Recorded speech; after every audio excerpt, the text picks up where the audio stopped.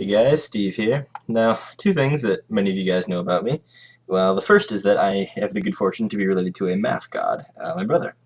And the second thing is that I have always wanted to be E-famous. So I've decided to kind of take advantage of the intersection of these two things. So I'm going to be putting together a video here for you today about math, because math is hard.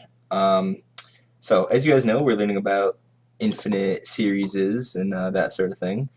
So Ben just asked me about number 35 from the book, so I'm going to do number 35 out for you guys.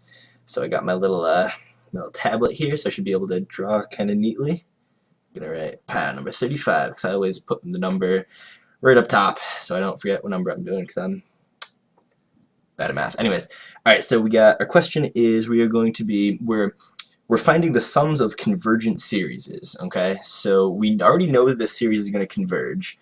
And we're just going to find the sum of it. So we don't have to do any sort of convergence tested, just be finding the sum. So we're going to have the sum, n starting at 2, all the way up to infinity, of, what do we got here? 1 over n squared minus 1. Okay, now, spoiler alert, this is a telescopic series. I didn't really know how to tell that just from looking at it. I mean, Nick was just helping me out with this, and he said, bro, it's a telescopic series, so I kind of took his word for it, okay? I think as you just do these more, you just kind of get a feel for them, and you realize that things that look like this will be telescopic series, okay? But anyways, we're just going to kind of take that, take my word for it, telescopic series. All right, good.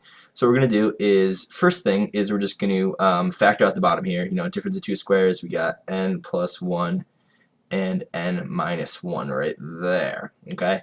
So now we are going to, since we have our two factors on the bottom, we're going to do partial fraction decomposition. So we're going to have, this is just like we did in class the other day. We're going to have a over our first factor, which is our n plus 1, and then plus b over our second factor, which will be our n minus 1. Okay, so now we got to find a and b, obviously. So I'm just going to be using this part of the equation right here from there on over to there. Okay, oh, actually I can draw a line here for you. I'm going to be using just this. Okay, now I can actually get rid of that line because I don't want it there anymore. Oh, that was awesome. Okay, so I'm going to multiply each side by the n plus 1 and n minus 1. Okay, I'm going to multiply each side by that. So on the left, I'm going to start back down over here. I'm going to have 1 because I multiplied by the whole denominator.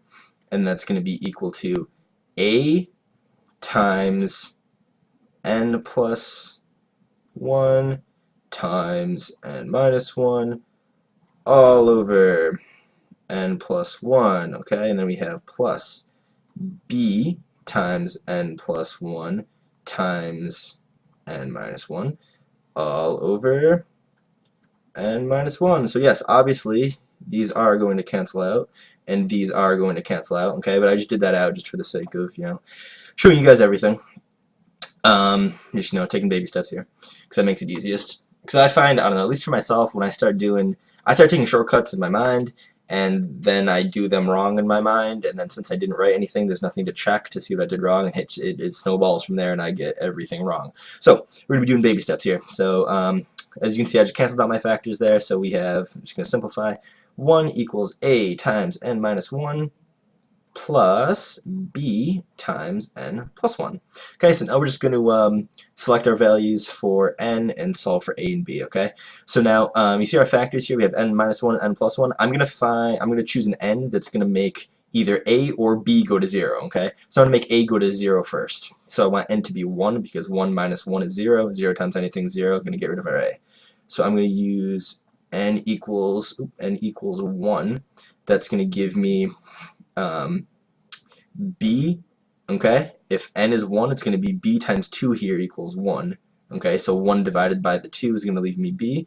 So b will equal 1/2, okay? Now I'm going to choose a new value for n, okay? Now I want my b term to go to 0, so I'm going to choose -1 for n. So -1 plus 1 is going to be 0. b is going to go to 0, okay? So n equals -1. It's going to give me my a, okay? -1 minus 1 is 2, so I'm going to have -2a here and my 1, okay? 1 divided by -2 equals a, which is negative 1/2. Cool. So we have our a and our b. So now we can go way back up here and rewrite our equation. So our a was, okay, now as I do this, I'm actually going to flip it around so that I have, well, actually, no, I'm not going to. I'll make it, do this in different steps here. So our a was negative 1/2 over n plus 1, right?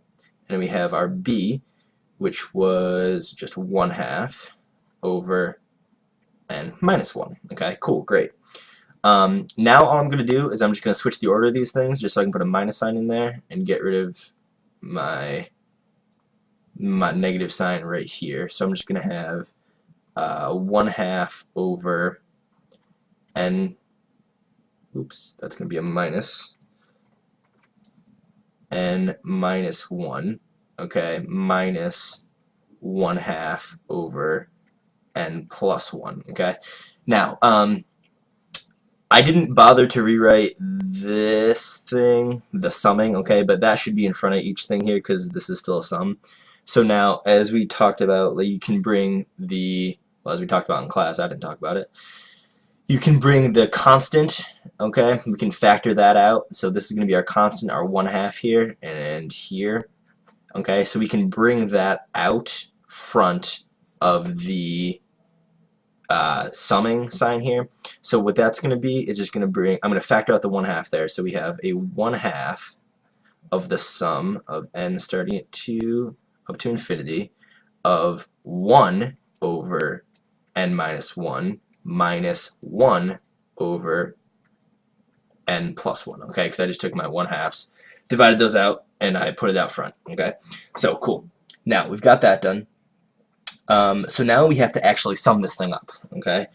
So the way to do that with telescopic series is just start listing out your sums, okay? Like starting with like the sum of the first term, then the sum of the first two terms, okay? So how we were doing that was we're starting off with our sum 1, okay? This is going to be the sum of the first 1 terms of this series, okay? So the first sum, we have n is going to start at 2, okay? So the first sum is going to be 1 over 2 minus 1, which is 1, minus 1 over n is 2 again, 2 plus 1 is 3, okay? So our first term is just taking all of this stuff and plugging n in, okay? Now, sum of 2 is going to be the first 2 terms, okay? Now, S1, that's our first 1 term, okay? So we're just going to bring that down. So we have 1 minus 1/3, okay? Then we're adding to that our second term, okay? And our second term is going to be everything here with n plus 1 plugged in for n, okay? So we just did n as 2, now we're going to do n as 3 because that's, you know, n plus 1, okay? So our first half here is going to be 1 over 3 minus 1, which is 1 over 2, so we're going to put a 1/2, and then minus 1 over 3 plus 1, which is 1/4. Okay, so that's our second term. Now, you know how telescoping series work is they, you'll start to see these terms cancel out like we did in class. Usually, I mean, I haven't done a lot of these either, but for me, if I go to the 4th term, if I go to the 4th sum, then usually I'll be able to see the pattern. Okay, so I'm gonna do 4 sums here.